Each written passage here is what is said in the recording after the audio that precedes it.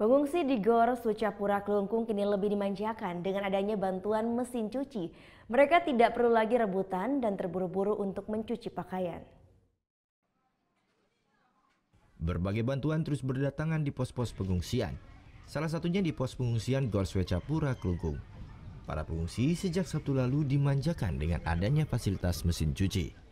Sebanyak 10 mesin cuci dan mesin pengering siap membantu para pengungsi. Mereka juga dibantu dengan kehadiran petugas yang siap melayani proses pencucian.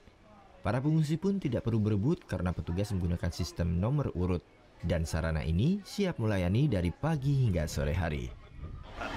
Sudah ada operator, jadi orang datang nimbang baju, setelah nimbang pakaian, nanti dia datang lagi ke sini, diarahkan operator, masukkan baju, langsung kita yang nyalakan semua. Salah satunya adalah Nengamasti, pengungsi asal desa Muncan, Karangasem. Kini lebih terbantu dengan adanya fasilitas mesin cuci di posko pengungsian Gor Swecapura Kelungkung. Sudah 10 hari dia dan keluarganya mengungsi di posko pengungsian. Saat pertama kali mengungsi, dia harus berebut dan terburu-buru dengan pengungsi lainnya karena minimnya tempat untuk mencuci.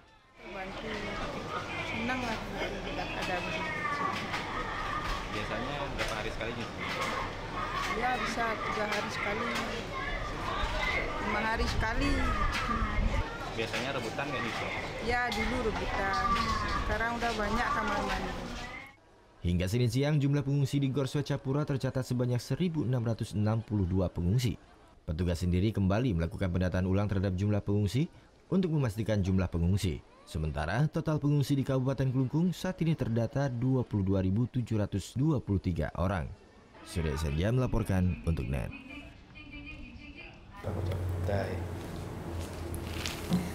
Udah selesai kan nontonnya? Nah, jadi jangan lupa buat like, komen, dan subscribe ya.